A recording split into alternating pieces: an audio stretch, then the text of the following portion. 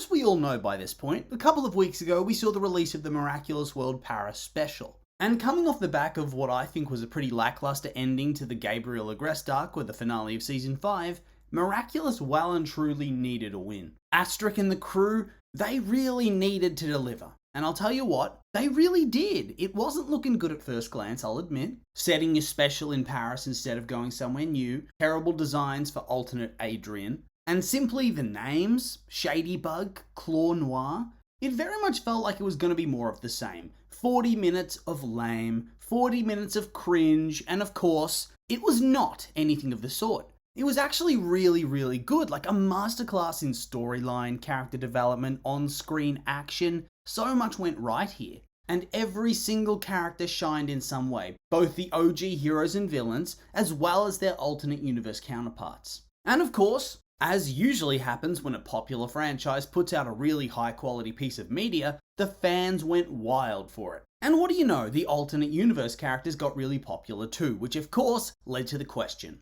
are we going to see these characters again? To which the answer is apparently yes, at some point in the show, but they're not going to have their own spin-off or anything like that, which in turn made me salty, not going to lie to you. Like, why not? That's all I'm asking right now. Why not? Is it a money thing, a timing thing, not wanting to oversaturate your audience?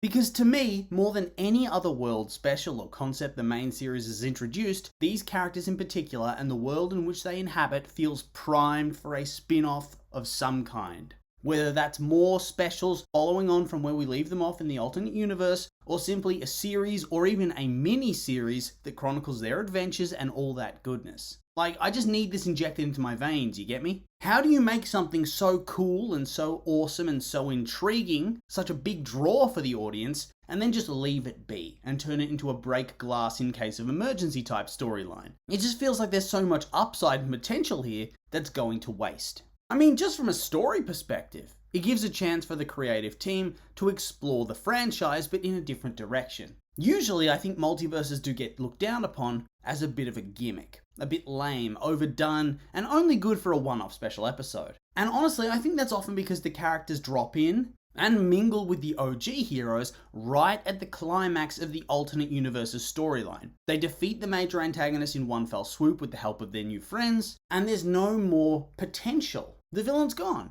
But this ain't the case here. Here we've dropped in only part of the way through their story, and we only see a small evolution in their characters. All the events of their own timeline still have to play out. We still have so much more to learn, so much more to do. So already you can see there's just so much potential here. Because the story didn't finish. It's simply a new beginning for the characters. The birth of the new heroes. It's pretty much their origins episode, and we saw how much story there was left in that for the main series. And I think it's a story that a lot of people are very keen to see. And so yeah, you already have that built-in desire from the fanbase to see this world, because I think if they did make this sort of content that solely focuses on the alternate universe characters, the fans would follow it. After all, they did follow the franchise to the silver screen with a brand new reboot, not even in the same original universe.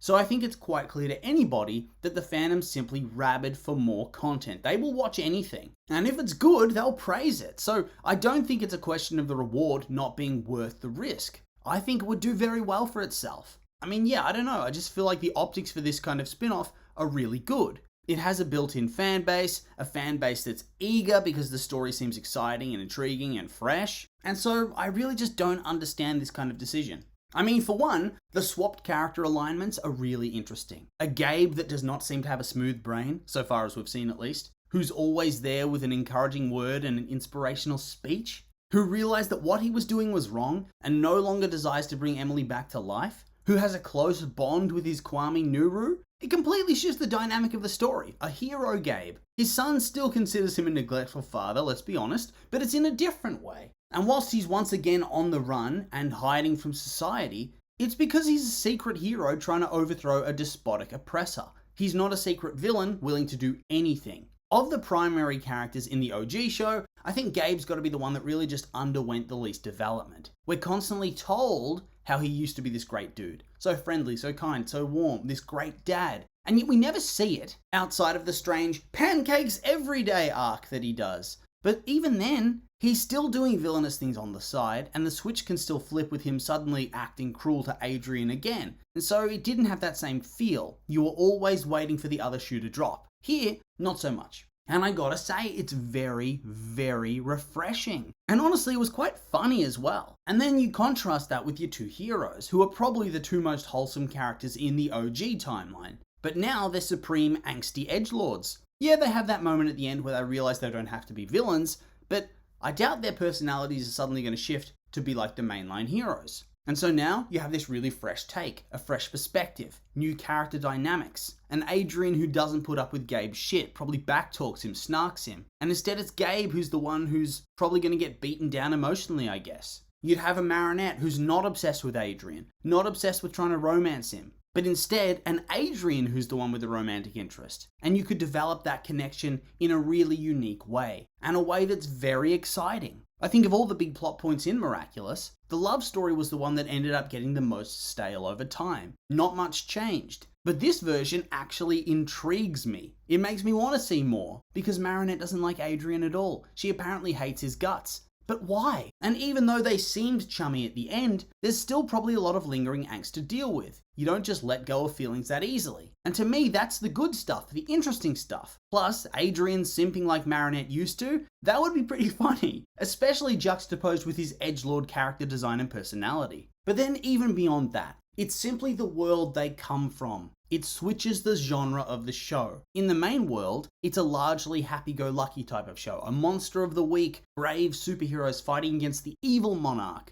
who sends out his nasty butterflies to make villains to do his bidding. The heroes always win in the end, and the villain looks like a fool. The damage is reversed, it's a happy show. But then you flip the script for the alternate world, because it's a world ruled by an all-powerful and mysteriously evil villain, the Supreme. Somebody who controls access to the Miraculouses and seems to have developed an Orwellian dystopian state across the entire planet. Fu, what have you done, mate? A person who seems to always be on the ball and have complete control over everybody, and who likely defeats the heroes more often than not. Or if the heroes do win, it's a Pyrrhic victory. They have to give so much to eke out a slight victory against this guy that it feels like they lost the fight anyway. That's the world that they've described, the world that it seems like they inhabit. And to me, that sounds so fresh and interesting. It's a darker feel, grim and bleak, edgier than what we're used to from the franchise. And I think that has so much appeal. When I was a kid, heaps of shows had a darker, edgier vibe to them. And what do you know?